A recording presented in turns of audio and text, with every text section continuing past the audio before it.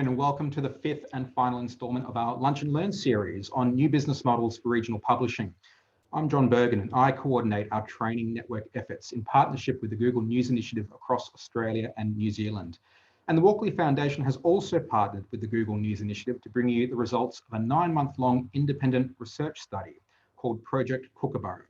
The research started in March this year and they've been working hard and it's just wrapped up. So every day this week, we've been discussing the findings and looking at new business models, all of them specific to news publishing in regional areas.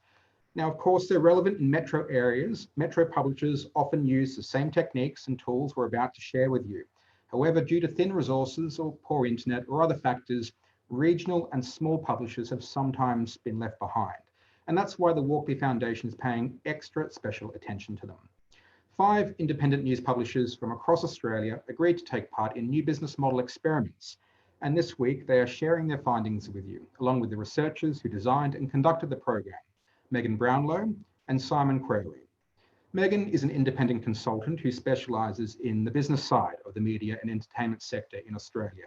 And until last year, she was a partner at PricewaterhouseCoopers, running their national media and entertainment practice. Now, she left last year to live with her family in regional New South Wales and has now set up her own consulting firm. Simon is also an independent consultant who specialises in the future of journalism. He's the co-founder of PS Media, a new local media startup, and is the former founding editor and general manager of BuzzFeed Australia. Simon sat on the Walkley's judging board from 2017 to 2019. Now, I hope you enjoy what's to come, and please feel free to type in your questions in the chat panel provided, and we'll address them in the Q&A session at the end of today's webinar. Now, that's enough from me. Let's now hear from Megan and then Simon. So our final in the series of the Walkley's Project Kookaburra webinars on new business models for community and regional publishers, the great Narrandera Argus. And one of the key features here is that small businesses can have big ambitions and small is beautiful. When you look around the world, as we've explained, when we're looking at how publishers are tackling the combined challenges of declining print advertising and now the economic impacts of the pandemic, you get hit in the face with how the big publishers are doing. There's lots of bragging going on by the big guys. Understandably, there's some good stories there too. 2 frequent examples you hear about how the New York Times is now selling more digital subscriptions than physical, and how the Guardian is profitable. And that's really nice for the New York Times and the Guardian. But they're not great comparators for regional publishers. They have global audiences. And that's why when we dug a bit deeper and found what was happening for some regional publishers around the world, they're the examples that we brought back to our Kookaburra project and worked with our Kookaburra publishers to implement here. They were much better comparators. So, you know, those real insights came from what the small and regional publishers are doing. And really, we're looking at scrappy, low resource businesses, more heart than cash, but the resilience to push through. And they're great indicators for success. And look, as a reminder, and I know I've said this before, but it's really worth repeating, they are here and overseas the businesses that are being hardest hit. Here are the stats again. I really do want to burn them into people's minds. So news deserts are growing. In Australia, in the 10 years up to last year, we lost over 106 local and regional publishers. They just closed those newspapers, which left a couple of dozen local government areas completely without coverage, without the oversight of fair and accurate journalism.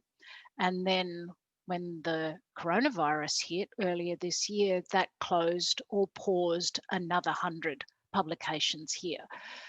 global situation. In the same 10 years in the UK, sales of local papers halved and ad revenue dropped by 69%, like decimated really. And then the US, longer time frame, in the 15 years up to last year, what we saw was 1 in 5 local newspapers sold. And the impact, obviously, it's a community impact. It's terrible for the readers and also for journalism. You know, we've partnered with the Walkleys. Walkleys are all about celebrating and supporting excellent journalism. Half the number of journalists who worked on local newspapers have gone in that last 15-year period in the US. So this is why we are keen to really focus through Kookaburra and into the future on why regional and local community papers can sustain themselves. And just that big picture story about communities knowing themselves, knowing what demographics are changing in their communities and knowing what climate impacts are having in their communities. That's what readers want to know, because it's not covered by the big journals. You know, the news, TV news, or the metro papers may give smaller towns and regions a look in if there's something dramatic, but it's normally for negative reasons, you know, murders or bushfires. And that's not great if your town or region supports itself through really wonderful experiences for travellers, through, you know, great welcoming grey nomads or tourism generally, which is exactly the story in Narrandera. Narrandera is one of the prettiest and most welcoming towns to visit in Australia, and it's a great experience for travellers. So this is why it's really critically important. So I'm going to hand over to my colleague Simon now, and he's going to share with you what we did with the Narrandera Argus, home of the bee sting pastry.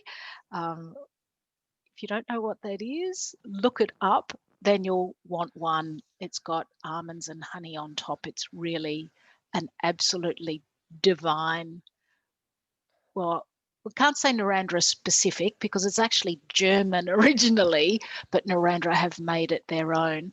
But Simon's going to talk to us about what we did with the Narrandera Argus. But I would say get yourselves there because it's a wonderful town to visit. Over to you, Simon. Yeah, it really is. And I'll just do my bit for Narrandera tourist board as well. It's such an amazing, beautiful part of the world. I came back with some delicacies as well, including an amazing bottle of locally grown tomato sauce, which is so good. And I basically need to go back there in order to get another one, because so Sydney, Royal Easter Show winning, gold medal winning tomato sauce, if you can get that. Today's the last day in our week of webinars. It's been a real privilege and honor to kind of share the insights and successes of our publishers on this project. And you know, it really has been a great learning experience for all of us, and you know, really encouraging as well, I think, to see that with a bit of application and a bit of planning, you know, the kind of narrative that Megan has been describing can really, you know, that people can you know, arrest that kind of decline in terms of narrative, and you know, look for opportunities going forward. So the Argus really exemplify this. They are this wonderful, very historic publisher. I found this beautiful image of their original office. They've been going 140 years, and so really serving that community, you know, for well over a century. And what's been really thrilling this year is that they've, you know, utilized digital to really kind of rethink what they are as a publisher and what their horizons are. And Narrandera is, you know, this is a part of the world where the local towns, Narrandera, the big regional centre of Wagga to their east, Griffith to the northwest, but between them, a whole load of towns with strong local identities, historically served by local papers like the Argus, but places now where, you know, for the reasons that Megan has outlined, there's been a kind of decline in news provision. And therefore, there's been an opportunity for a paper that's, that's still there to really think about how, with the internet, with digital, they can expand their geographic footprint. So this is what the Argus did. And I think this is a great lesson for other publishers. We heard yesterday of how the Fast Friend, Guardian and Tribune have expanded this year north of them. There are opportunities here for growth powered by digital. And so the Argus have really exemplified this. So this is their brand new spanking logo designed by Fran, who's on the call today, who's their advertising guru and design mistress maestro in chief. So this is a beautiful logo that she designed as they thought about how they would kind of expand and take wing and extend a bit further than Narrandera this year. And what we did was take this 140-year-old business and basically help them become a digital news startup, really using some of the thinking that sort of powers digital startups to inform the thinking about how they would expand. The person who's not on this call today is their veteran managing editor and proprietor, Liz Lawrence, who's basically began her career as a cadet 54 years ago at the Argus, doing a correspondence course, learning journalism from Sydney, and has been with the paper that length of time. So a real, custodian of this amazing brand. And it's to Liz's credit that she has spotted in recent years some of the opportunities for funding that have been there with ACMA, and this year with some of the coronavirus funding that's been available via the Walkleys and Facebook and also via Google. And she's really thought about how can we survive and thrive? How can we be here, in another 50 years, another 100 years? And how can digital help us to continue to serve this community and communities around us? So we work with to give the Argus the support to realize some of these kind of dreams. And Liz describes this as rethinking the brand, rethinking their horizons, and also giving them an opportunity to, as they expanded their geographic reach, also to kind of focus in on a different audience and different demographics, a younger audience than maybe is the audience that historically and increasingly are the print audience, which is obviously, as we know, skewing older than than the kind of core digital audience. So, as with all our publishers, this year we've and this week, as we've been describing it, we use the SMART framework, and this is the sense of test and learn, the specific, measurable, achievable, realistic, and timely. And like I said, it's a geographic expansion, and really the idea of this was insights to help their business survive and thrive and grow. But also, as with all our publishers this week, it was about trying to develop some case studies, the case studies that you'll be able to find on the Walkley's website. And these webinars, this sense of insights that can help other publishers around the country as they might seek to replicate potentially some of these experiments. The specifics of the what, the who, the when, the why, and really, to think about this digital rebrand and the different content and marketing strategies that could realize it. And then ultimately, as they developed and grew an audience in these adjacent communities, that then they could also provide advertising opportunities. So we're going to hear a little bit about some of the offline promotions that the Argus developed, that Fran developed, who's a brilliant designer. And so these are posters here. This is the Lockhart notice board. And we did posters and postcards and a whole load of offline collateral as well to raise kind of awareness of this new, this 140-year-old startup. Measurable, so how will we do what we seek to do, and how will we track it? So lots of data, as always with these experiments, being the kind of key to understanding how engaged our audience is. Are we succeeding? Is the audience growing? And what's the success metrics? And so, we did this, we measured this, and ultimately we were wanting to grow page views and session duration. So we were going to expand the footprint and measure the success of that, and you'll see some of the success of that in some of the statistics in the case study. Work to develop this habit of tracking the metrics each week, or hopefully in real time. And then Megan and I each week connected with Fran and Kim and Liz as well sometimes to talk about our progress and really seek to understand, like, okay, we've got this content, what's it doing? And we wanted to kind of double page impressions was a key kind of goal for this project. What do we need to do? So what resources and training do we need to do, and who was actually doing these specific things. So myself and Megan worked, and actually Fran Kim and our ad sales guy Brian actually did a brilliant job of going to these communities. So they're not right immediately beside them, they're half an hour, 45 minutes in the car away, the communities in their kind of geographic area. And they went there and actually kind of analyzed, looked at the opportunities commercially, the ad opportunities, the content opportunities, and we really mapped this out. And we actually looked at 6 towns and selected these 3. So we looked at 6 different potential markets, and then worked on site redesign and got the support of our colleagues at AAP Studio as well to think about how we would attain this kind of goal. And then the relevance of aligning with the business goals and the use of the team time. So like I said, Liz had done a brilliant job of making some applications to get some of this grant money that was available for digital transition, and had recognized, really to her credit, that this paper, which has been there so long, and you can see here on an old front page, was stacked full of advertising. As over time the opportunities for people to advertise have emerged, in the last decade or so, with Google and Facebook in particular, what they needed to do is have a presence digitally. So she recognized that in this challenging advertising environment, really good idea to think about, creating this digital product and thinking about how she could commercialize it. And then the timeline, we worked over 6 months. It was a period that was long enough to kind of get some stuff done and experiment, but pretty short and finite as well. So we could see the result of our work and measure it in that time. So we initially did the market analysis.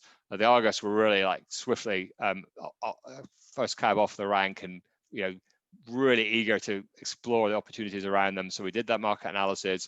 We got our content and sales plans ready. Megan and I, as Megan described, were delighted to be able to get on a road trip, get out of Sydney for the first time in, I think first time I'd been in a car more than about 5 or 10 minutes in 4 months was when we got in the car and drove down to the River Arena. And then we had an in-person kind of training and workshop. We got the website live at the start of August, and then worked on the kind of offline marketing campaign as well. So all measured and timely in order to try and get some results happening. And then, what were those results? Well, we intended to extend the Argus's, footprint geographically, digitally, and they really did an amazingly tremendous job. So the website, really fabulous job, supported by our colleagues at AAP Studio, to really get this beautiful new, really clean website redesigned, up and running, and populated with content. So we worked before we went live at taking some of the historical stuff. They, as we worked on the content plan, started to produce some content for Lockhart, Coolum, and Coleambly, which then we could populate. So when the site went live, we had this content there. And like I said, a real content plan for making sure that each section here actually felt that it was, giving those communities something they hadn't had before. They maybe had before, but the paper had closed. The existing provider had gone away. And that was the crucial kind of thing when we were looking at these opportunities, that closures and mergers of other titles had really, given a clear opportunity for the Argus to come in and fill that gap. These were places where they had historically had news provision, but for different reasons, for reasons of closure or mergers, that had gone. And so, really, communities need to be told what's going on. They really cry out for it. So here was a kind of clear opportunity for local news.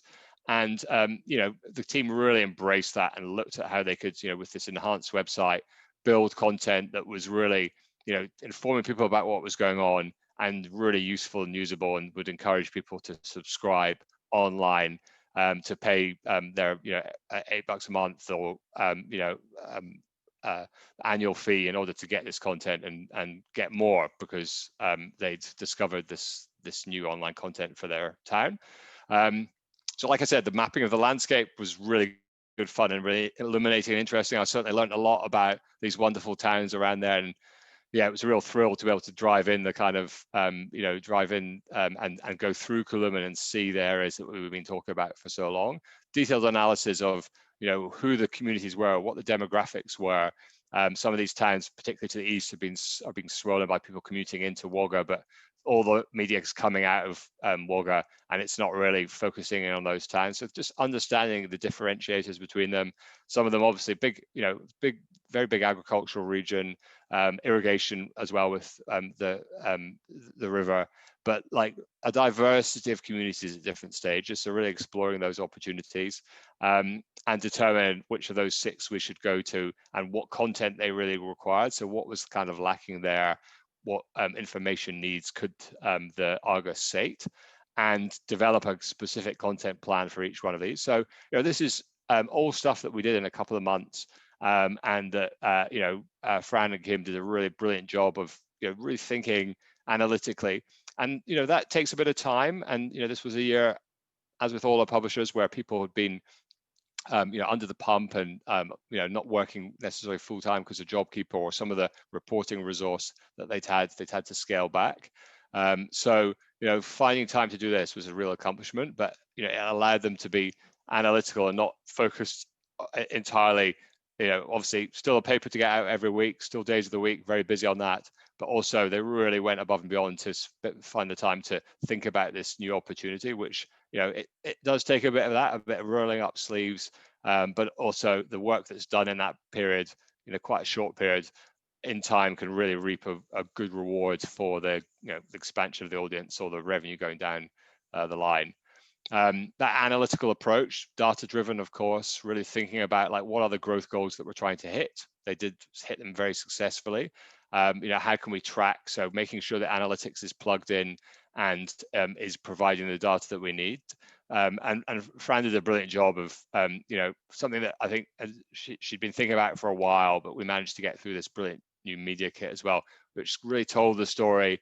I learned properly what an Argus was, and that role of the Argus, and really like a wonderful title for such a historical paper.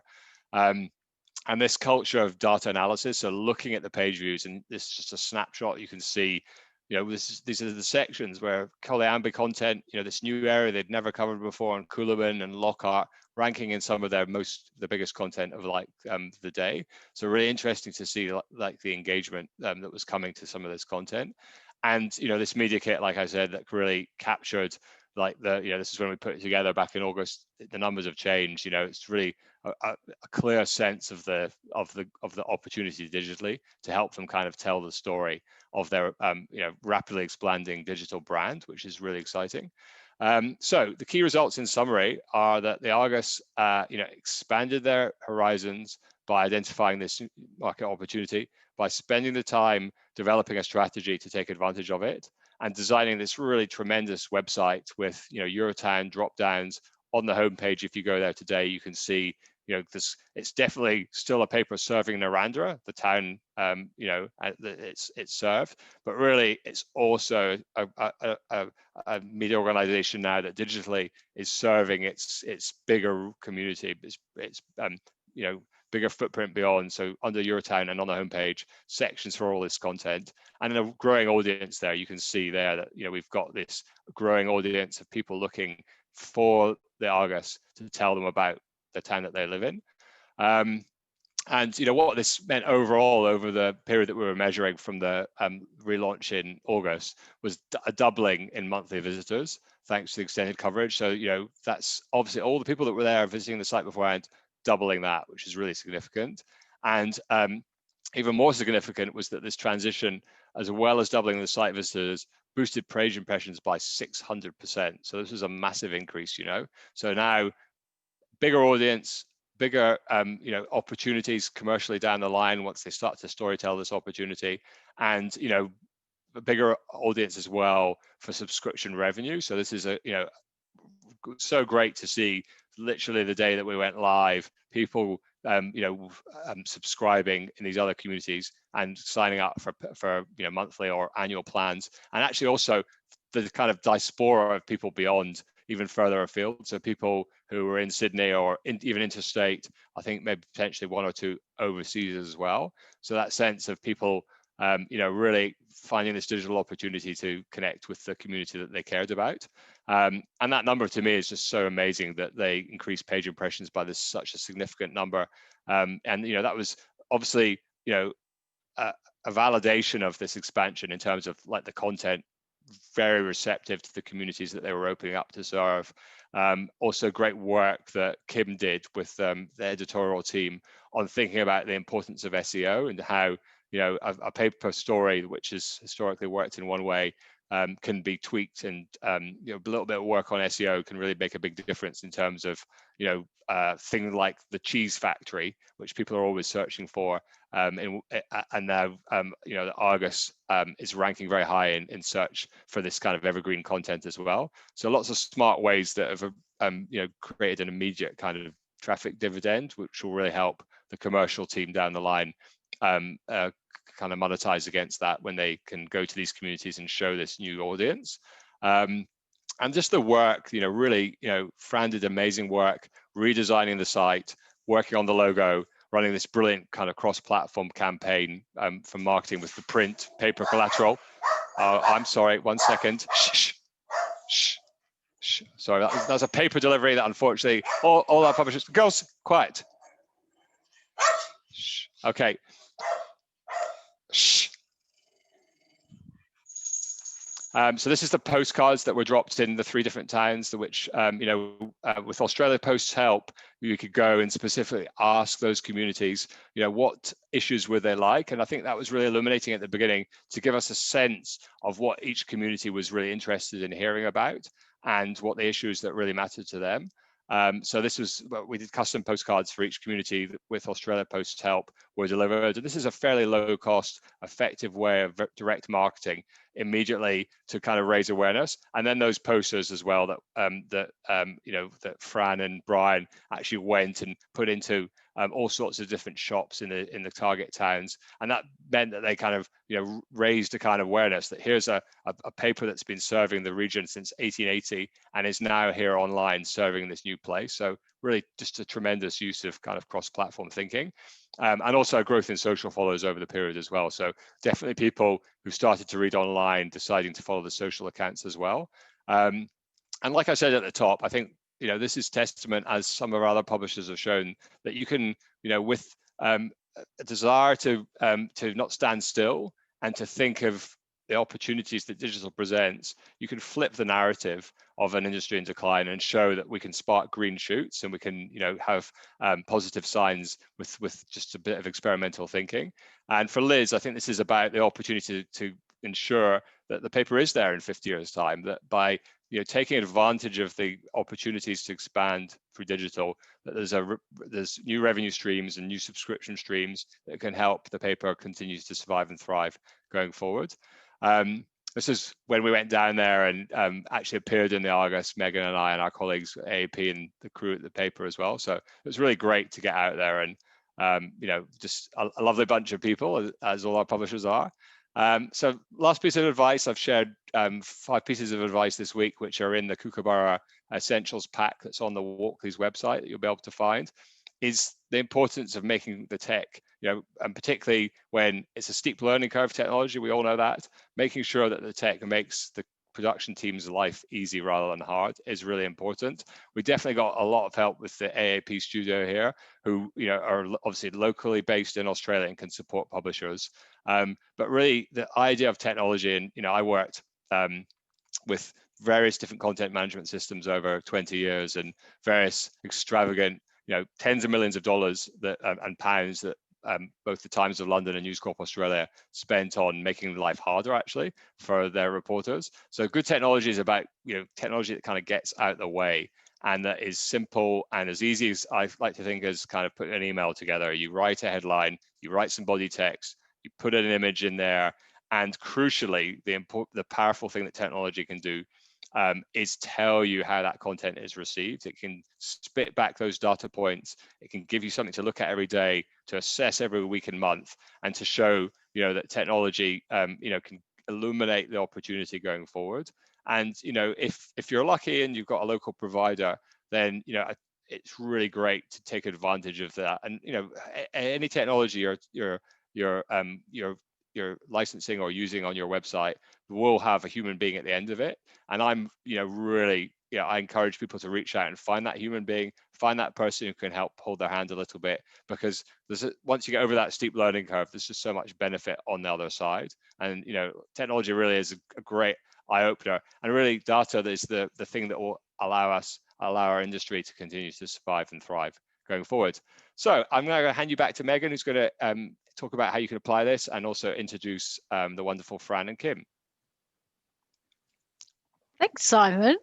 It is such a good story, and I think what there is to love about this story is the fact that it busts a few myths. One is that a small size is not a constraint to innovating and doing sort of amazing work that the Argus has done. If you follow the basics, the ones Simon's been talking about, get everyone on the bus, use data to make decisions, use a funnel approach for your marketing, get the tech out of the way, all of these really core points that you have to keep in mind as you're designing your own future. If you adopt those basics, doesn't matter what size you are if you've got the right mindset. So that's the first thing I think the Argus demonstrates beautifully. And then the second thing is, that myth, you can't teach old dogs new tricks. Absolute rubbish. The Argus, as Simon cheekily called it, is a 140-year-old startup. It's 140 years old. And it's innovating, bringing itself into the modern age with new revenue streams, modern marketing methods, and expanding its digital footprint. And it's just been done beautifully. Liz very graciously put up her two lieutenants, Kim Woods, who's the editor of the Argus, and Fran McDonald, who's the advertising and production manager. And John, you're about to interview them, which is terrific. Over to you. Thanks for that, Megan, and thanks for that analysis. And Simon, fantastic presentation. Kim, Fran, welcome. Thank you so much for joining us. I've got so many questions. I've just been having a great look at your website, and I can't say enough about it. It's fantastic, lovely and crisp and clean, and some fantastic stories, really engaged with the community there, which is fantastic to see. And the Argus used its new website to extend its geographic footprint into neighbouring towns, I heard earlier. Now, what were the important editorial considerations of such a move of that kind of magnitude? Because I assume that was a relatively recent expansion and kind of uncharted territory, so to speak. That's right, John. So being a small paper, our staff resources were probably number one because we're pretty thin on the ground. There was only two of us. So, we were pretty Narrandera Shire centric before, obviously, and it was easy to get across the Shire in the 3 days for the two of us.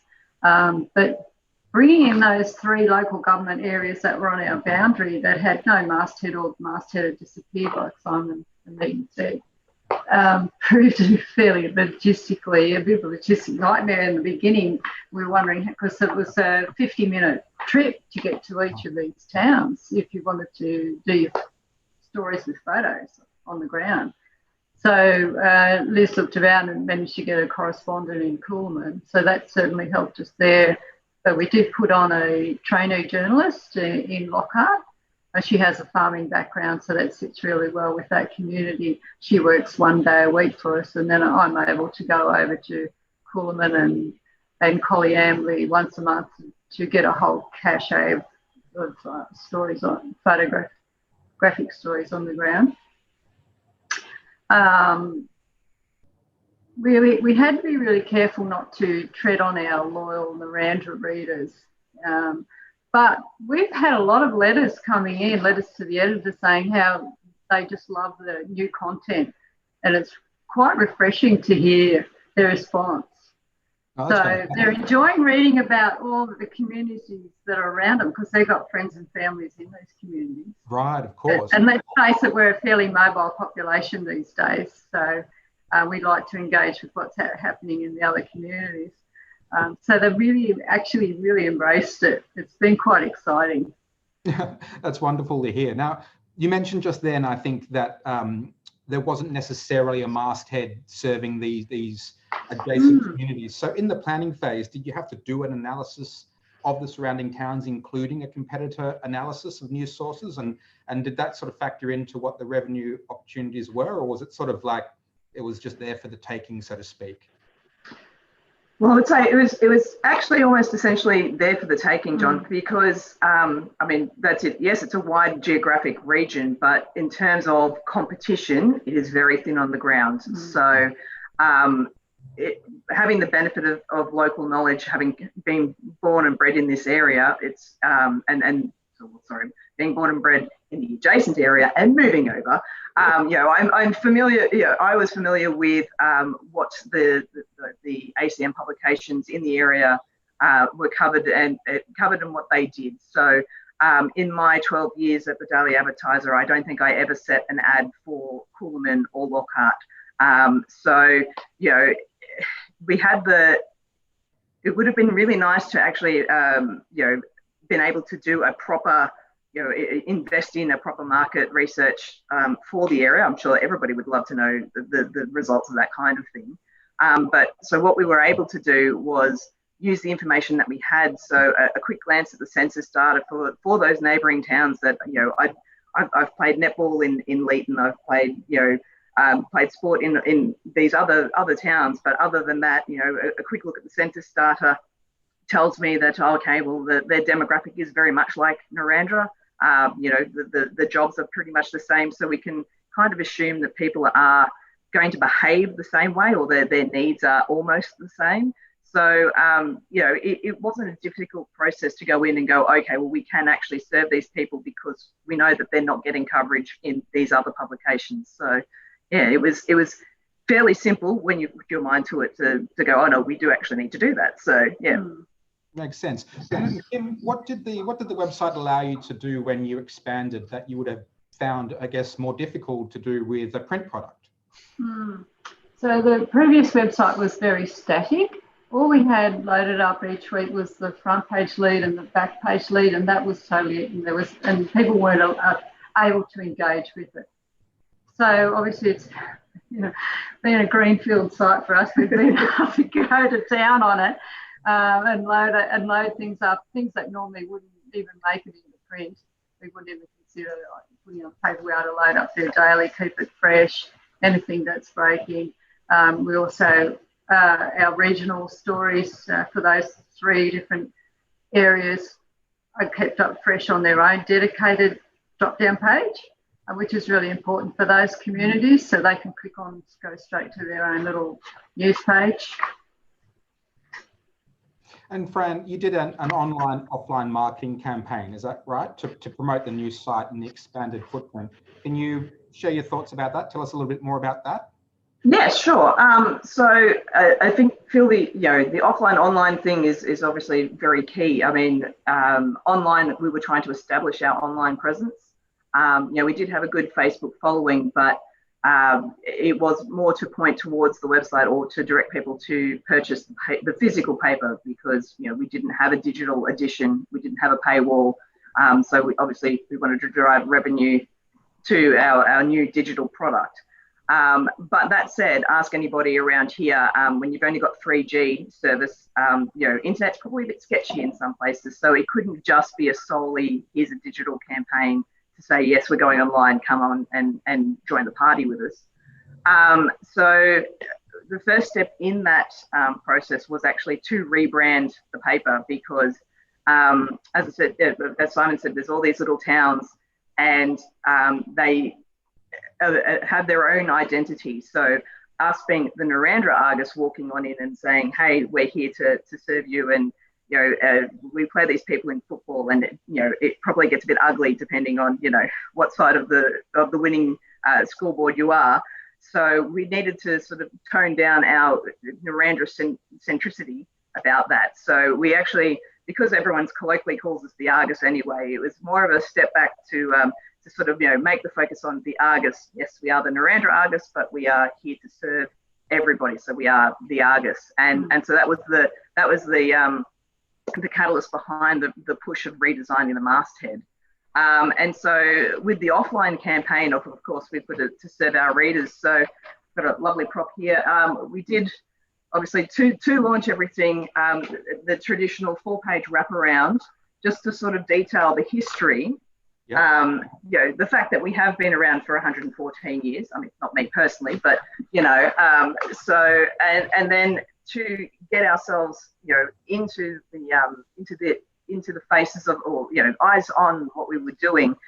Again, we did the mail out to all of the roadside mailboxes and everybody who's got a PO box. So at some point that somebody is going to see that you might not be an existing customer, but we are coming here to serve you. And from that, we've followed up again with taking some posters around to the local businesses. Brian, who's our part-time sales rep, and I actually went to visit these places and went around, and it wasn't a sales push. It was just a, hi, we're here. There are faces to this. Hopefully you've seen this in the mail.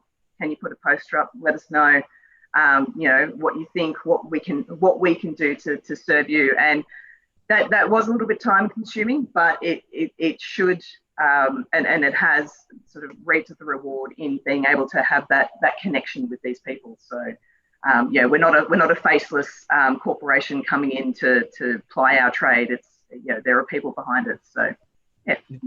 Fantastic. Fantastic hard work, and great to hear that you've been doing this sort of multi-channel approach. With that in mind, Kim, some publishers think about posting stories online only after they've appeared in print, like they've got to protect the print product and everything else is kind of subordinate to it. What's your approach with the Argus, and how do you choose which stories to tricky stories to upload? It's a tricky one because you do like to keep them for the paper, but sometimes you've just got to. It's all about keeping the website fresh and keeping that traction happening. So. Definitely uploading a fair bit to the website. Well, I try. We only work 3 days a week, so that makes it tricky also. So keeping it fresh, and then it's a juggling act. I've really got to admit, it is. Sometimes it's tough, and you wonder which, do you put that story up or do you keep it for the paper the next day that's coming out in the morning? We've been working with Liam Runnels and Brendan McDonald, and they're encouraging us to put more up, keep it a bit more fresh, and let people keep the readers engaged, let them know things are happening down the track and coming out on Thursday. So we've been doing that. It's a bit of a journey for us. Yeah. So, yeah. Oh, lots to learn, obviously, Fran. Yeah. Data, I suppose. I mean, it folds into this previous question, but how do you use the data that you get from analytics to think about your news site in general, your audience, what kind of stories they like, what kind of tactics you might employ? I love the fact that we have data now. Metrics. Finally. Everything's measurable. That's right. So what it's actually done is before, and that's it. We weren't necessarily privy to the circulation data of the print publication, and quite often we were running on hearsay as to this week was a great week. That you judge by the returns that the newsagents bring back in. I'm going, oh, clearly that wasn't a good week. Wonder why nobody bought the paper that week. So having the metrics on the website is fabulous, because yes, now you know what stories are successful, whether or not you've sold all of these papers because you featured somebody's child in, and it's a very proud grandmother buying it up for friends, family, and everybody, or it was actually a pertinent story that everyone was very interested in, and we could follow up on. So it gives us that insight of going, yes, we are hitting the mark on what we're doing, and from that, we know what to follow up on and what kinds of stories people are more interested in, because often what we thought was pertinent and very informative, and that's going to be the great story, just I wouldn't say it necessarily fell flat, but it was not what people were after. What people wanted more of was something completely different, and not something that we'd necessarily really considered. So So data is king. That was a big game changer. I couldn't agree more. I mean, look, the tail should never wag the dog, but it can really give you insights that you weren't previously aware of. Yeah. So it can really open your eyes, so to speak. Look, with the 15 minutes we got left, we might bring in our researchers again, Megan and Simon. So if the man with his hands on the controls, Marcus, could bring them into our chat, we might start to sort of talk more broadly now about some of the stuff that we've covered in today's session. And Simon, I'll start with you. In the Kookaburra Essentials Pack, which is available on the Walkley site, Marcus might post it in the chat panel, but if you go to walkleys.com, you'll find it easily enough. Simon, you talk about how important it is to ensure the tech makes life easier, or how it gets out of the way. Now, can you perhaps expand upon that and tell us more about what you mean by that? Well, I think by its very nature, for many people, technology can be complicated. And like I said, there can be a steep learning curve. So really, whoever is supporting you from a technology perspective should really be mindful. As Fran and Kim have said, they're only working 3 days a week. They don't want to spend a day of that wrangling technology in order to get content up. So really, training is really important, explaining really clearly, but also picking a technology solution that is simplifying processes and doesn't require any kind of anything more than taking content and smoothly and easily tagging it and adding it. And the Cognitive's platform that AAP uses is really good, because that one piece of content, if it's relevant, can easily be added to other sections, and it's really simple. And I really do think, I'm sorry to have a pop again at my previous employer, News Corp, but the number of occasions, the complexity that was added in to taking things which seemed almost at the time actively designed to make reporters' lives harder. Like really, that the people making technology decisions in businesses should be trying to simplify the process. So really, like making sure that the provider can support and can give something that's a really simple product to use, I just think is going to allow the personnel you have to focus on the important things, reporting or doing that, getting those business dollars in, and kind of get the technology kind of out of the way. I think really, really important. And Megan, speaking of business dollars, Kim and Fran just spoke about how they had an online and an offline campaign, their marketing spend and their advertising spend allocated across multiple channels. Now, why should publishers do online, offline marketing campaigns when they launch a news site? It's a good question, John, and it's that old chestnut that the whole is greater than the sum of the parts.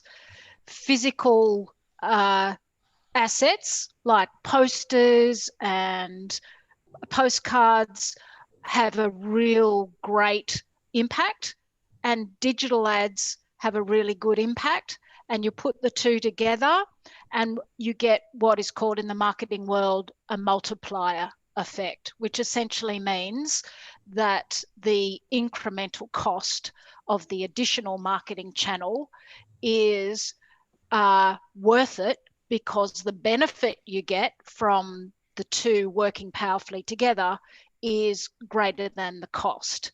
So that's exactly why this point about frequency. You'll hear also in the marketing world this language of reach and frequency. Frequency is how many times does your potential reader see a reminder that the Argus is now expanded and in Lockhart and Collyambly.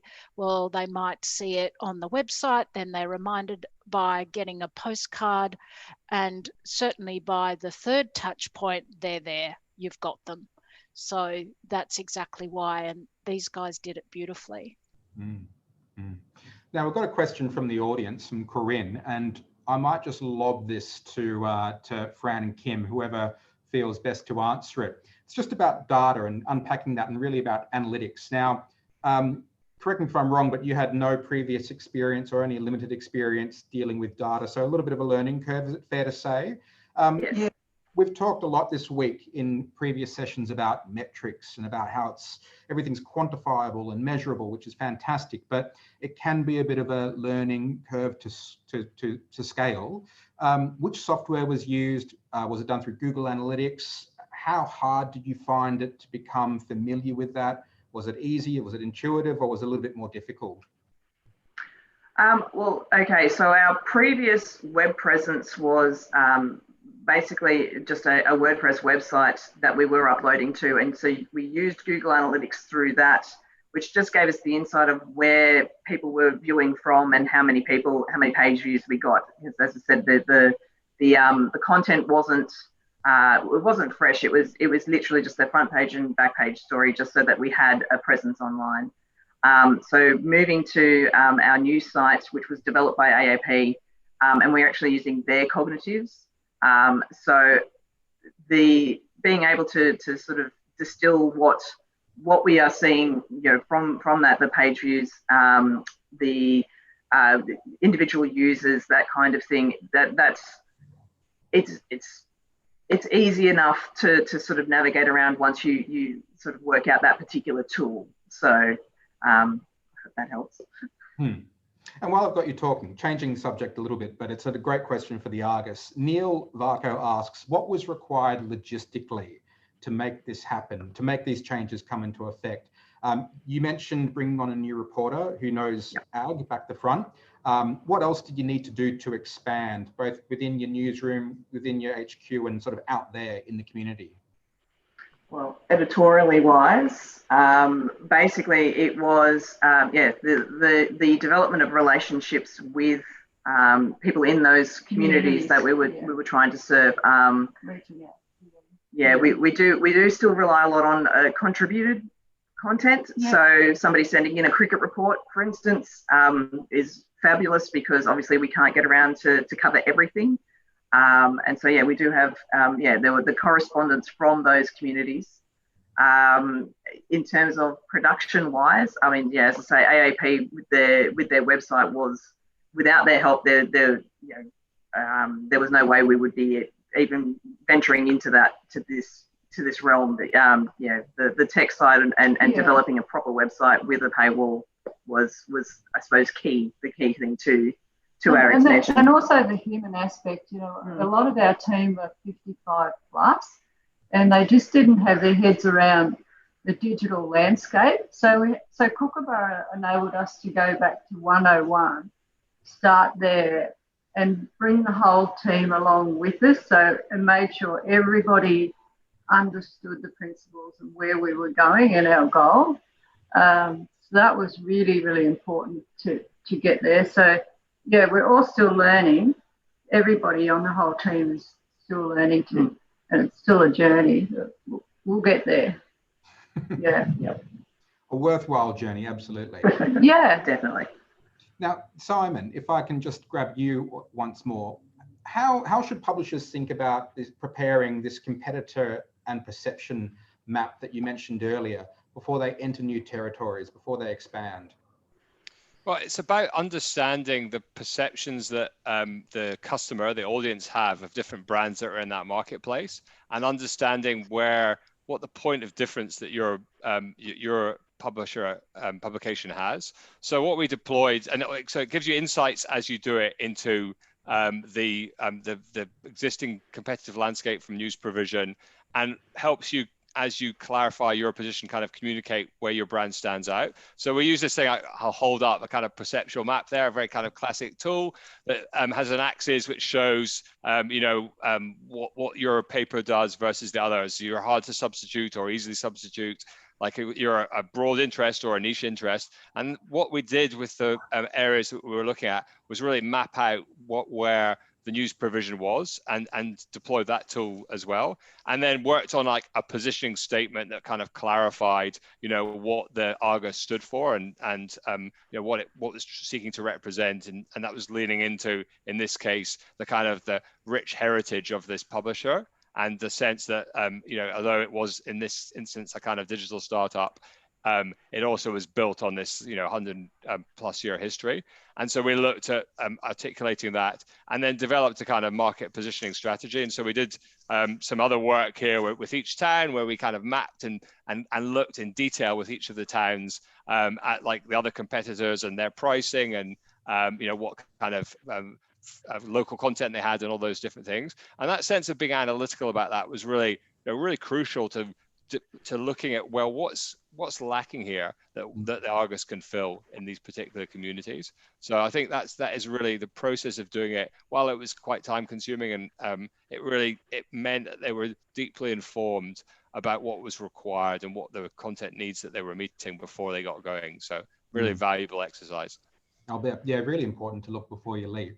While you're talking, Simon, we're talking about strategy now. We've got a lot of questions, I guess, on the tactical level, and one of them is about data again. So while I've got you on the screen, Bob Burton asks, on analytics, also interested in what are the most useful metrics and what data is available. Now, I'm sure that differs from publication to publication, but just generally speaking, what kind of data should people be keeping an eye on to sort of get an informed sense of their audience and how they're performing out there in the market? Well, you certainly want to look at like how big your audience is at a particular moment of time, and measure how the content that you're doing grows that audience is obviously the key thing you're looking for. But also, how much of that content are people engaging with? Are they just coming once?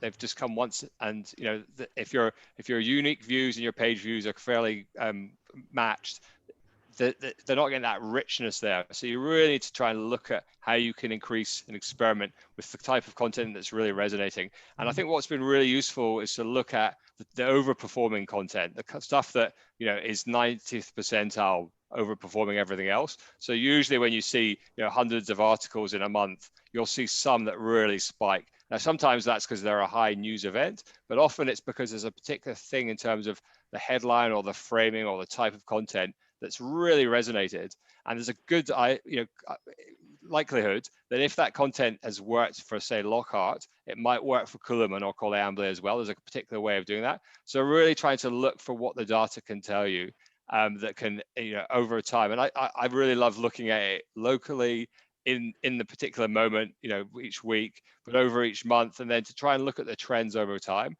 And the more time you do that, you see the things to look for are like the growth stories and the specific things that they're sparking that can allow you to kind of pivot a little bit and take those learnings on to drive the strategy forward. So really, I think just really looking at it, interrogating it, and looking for the insights that can drive the business forward. Now, Megan, just very briefly, you and Simon, you've been working really closely with the Argus and you've taught them a thing or two, but what did working with the Argus teach you, perhaps? I'll start. Two things. Firstly, that we were right in our initial hypothesis to recruit for the right mindset. Because we were recruiting a diverse group, and today we've got possibly our smallest publisher, big heart, small publisher, we recruited for people who were willing to take a leap and didn't let their size or their circumstances hold them back. And just from listening to Fran and Kim, you can see that the mindset was right. And then the second thing I learned, and this is something we don't really have control over, but the government stimulus that came through the ACMA Innovation Fund, for example, was very valuable because it was allocated to building websites and some of those capital expenses that are required to help publishers get into the new world. That's what I learned. Fantastic. We're almost out of time, but I might give the final thoughts to Kim and Fran. So this is a question just for both of you. Look, we all know that many big city journalists have been made redundant over the last few years, and contraction is part of the industry, unfortunately. For those considering moving to regional Australia, Kim and Fran, what should they think about? Obviously, they should jump into it, but what should they think about? Yeah, well, the small regional publishers find it incredibly hard to find skilled, experienced journalists out this way, that's for sure, particularly the ones who can get their head around the topics out here which are technically hard. They're rural-based topics around water and things like that. So the problem that we have is we're only 3 days a week, so trying to find skilled, experienced journos to work part-time is difficult, particularly with the pay rates here too. They don't compare to your metro rates. finding someone who's got photography skills is really, really hard. And then, but I think with this whole COVID thing, people have got their mind around now working remotely. So maybe they can work remotely from Sydney and Melbourne for these newspapers. That's an opportunity to really help these small regional papers. Because, you know, we're really hurting out here with COVID and the drought and to find staff to fill those things. So, but if you're thinking of moving to a regional location, be prepared. You'll find the newsrooms are so busy and diverse, and you'll be doing everything from the back to the front, to the council, to the sport, to the photography, to the subbing, the social media, uploading the website, helping Fran with layout. You know, it's quite exciting actually to come into work every day. No day's the same. It's quite different from your big newsrooms in the city. I've worked in those, and where everybody's in their little cupboard and has their own little specialty. We're out here. You're actually out, and you'll find the country people so welcoming. Yeah.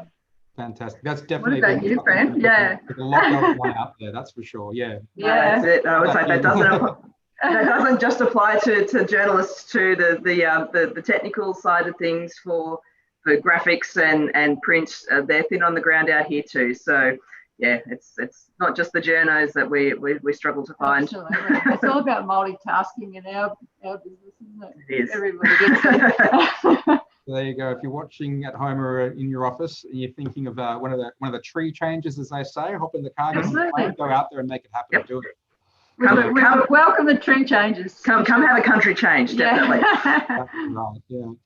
Well, everybody, look, that's all the time we have today. It's 2 past the hour, so I best wrap things up. I could talk for ages, but Kim, Fran, thank you so much for joining us. Megan and Simon, thank you too. I hope you've enjoyed the 5th and the final webinar in our series on new business models for regional publishing, and hearing about how New South Wales Narrandera Argus used the digital strategy to expand its footprint into nearby towns without breaking the bank, which is no small feat. Now, you can read a summary of the Argus experiment on our website. That's www.walkleys.com under Investing in Journalism. And there you'll also find the Kookaburra Essentials Pack that Simon mentioned, which shows you how to conduct a similar pilot yourself.